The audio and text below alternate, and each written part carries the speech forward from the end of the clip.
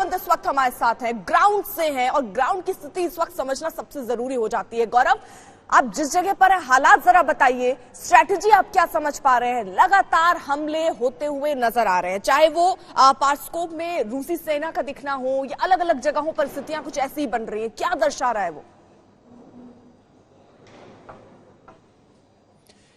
इस समय यहाँ पर अभी भी अंधेरा है और आधी से ज्यादा रात लोगों ने एयर रेड शेल्टर में बिताई है, क्योंकि अंदेशा और डर बहुत ज्यादा था कि बीती रात एक बड़ा हमला होगा कीव पर। वो हमला तो नहीं हुआ, लेकिन शहर के कई इलाकों से गोलीबारी की खबर जरूर आ रही है और कई लोगों को निशाना बनाया गया है। इस तरह की बात भी हो रही है, क्योंकि खतरा इस समय यह है कि जो रशिया के स्पेशल फोर्सेस है, जिसको यहाँ पर कहा जा रहा है कि उनके असैसिन्स है, वो कीव के डिफेंसेस को अंदर से टारगेट करके खोखला करने की कोशिश कर रहे हैं। इसीलिए अंदर से गोलीबारी की खबर है। जो महत्वपूर्ण खबर अर्पिता आप हमारे दर्शकों को बता रही थी कि राष्ट्रपति ज़ेलेंस्की ने यूरोप के देशों को कहा है कि अगर यूक्रेन नहीं बचा तो यूरोप नहीं बचेगा।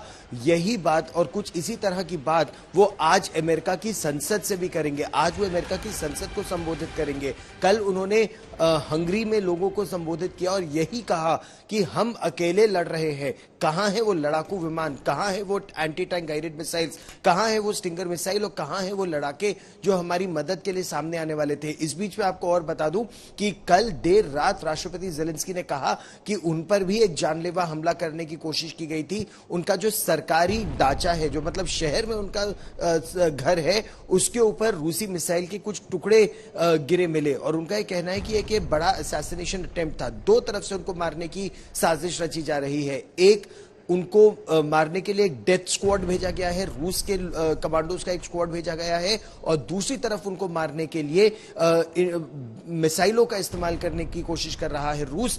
सफल नहीं हो पा रहा है और इसका मजाक भी किया राष्ट्रपति ज़ेलेंस्की ने। उन्होंने उन मिसाइल के टुकड़ों की तस्वीरें जारी करते हुए कहा, यू मिस्ड मी। गौरव, तो आप इस तरह से सब लोग वहां पर सुरक्षित जगह पर, जाहिर तौर पर सब इंसान वहां जो मौजूद है अपने आप को प्राथमिकता यही सुरक्षित रखे, लेकिन आप वहां की परिस्थितियों को भाप पा रहे होंगे। हमलों की तादाद आप पिछले 2-3 दिन से ज्यादा देख रहे हैं। लगातार हमले रूस कर रहा है, एक दबाव बनाने की कोशिश कर रहा है। तीसरे दौर की जो बातचीत हो रही है उससे पहले लग रहा है आपको ऐसा? खार्किव में हमले तेज हुए हैं और वहीं खार्किव में भारतीय छिपे भी हुए हैं, बचे भी हुए हैं और वहां हमले तेज हो रहे हैं। यहां के जो सबसे बड़े परमाणु संयंत्र के कॉम्प्लेक्स पर हमला हुआ था, एक एडमिनिस्ट्रेटिव बिल्डिंग पर ज़ेपोरिज़िया में, उसके बाद अब मिकोलाइव इलाके में जो दूसरा बड़ा परमाणु संयंत्र है उसकी तरफ रूस की सेना बढ़ रही है। यानी यहां पर जितनी भी ऊर्जा और इंफ्रास्ट्रक्चर के केंद्र हैं उनको निशाना बनाने की कोशिश की जा रही है। वैसे कीव में अर्पिता, मैं आपको बताऊं, कभी 4 धमाके 5 धमाके सुनाई देते थे।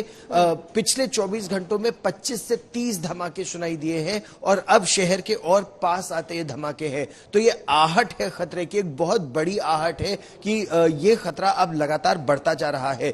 इस खतरे से बचाव का क्या लोगों के पास कोई उपाय है? अंडरग्राउंड बंकर्स में छिपने के अलावा कोई उपाय नहीं? क्योंकि ये कहा जा रहा था कि पूरी तरीके से कीव को आइसोलेट कर दिया जाएगा, वहां पानी सप्लाई हो, बिजली सप्लाई हो, ये स्ट्रेटेजिक समझ में आ रही थी कि ये सब बंद कर दिया जाएगा ताकि कीव आइसोलेट हो जाए और मजबूर हो जाए सरेंडर करने को। क्या ऐसी स्थितियां हैं वहां पर? कीव में फिलहाल तो नहीं। हाँ, पानी की कमी है, खाने की कमी है, ज्यादातर सुपरमार्केट्स बंद है, ईंधन की कमी है। इसमें तो दो राय नहीं है कि समस्याएं अब लगातार बढ़ती जा रही हैं। लेकिन अभी तक पानी और बिजली बंद नहीं हुए हैं यहां पर। लेकिन आपने बिल्कुल सही कहा, क्योंकि यह स्थिति मारियोपोल में, पूर्व में, जहां हम पिछले हफ्ते रिपोर्टिंग कर रहे थे, मारियोपोल में यह स्थिति आ गई है कि अब रूस की सेना शहर के अंदर दाखिल हो गई है। उसने बिजली, पानी और ईंधन तीनों चीजें पूरी तरह से बंद कर दिए हैं और लोग पिछले 1.5 दिन 2 दिन से अंडरग्राउंड बंकर्स में है। ना उनके पास पानी बचा है, ना उनके पास खाना बचा है, ना उनके पास दवाइयां हैं। और इसमें सबसे ज्यादा समस्या जो वरिष्ठ नागरिक हैं, सीनियर सिटीजन है, या जिनको क्रॉनिक एलिमेंट के लिए, बीमारी के लिए दवाइयां चाहिए, उनको बिल्कुल दवाइयां नहीं मिल पा रही हैं। वहां के जो मेयर हैं उन्होंने आकर कहा है कि अब हमारी रक्षा की जाए, क्योंकि अब हम रूस के इस हमले के आगे अपनी रक्षा करने में सक्षम नहीं है।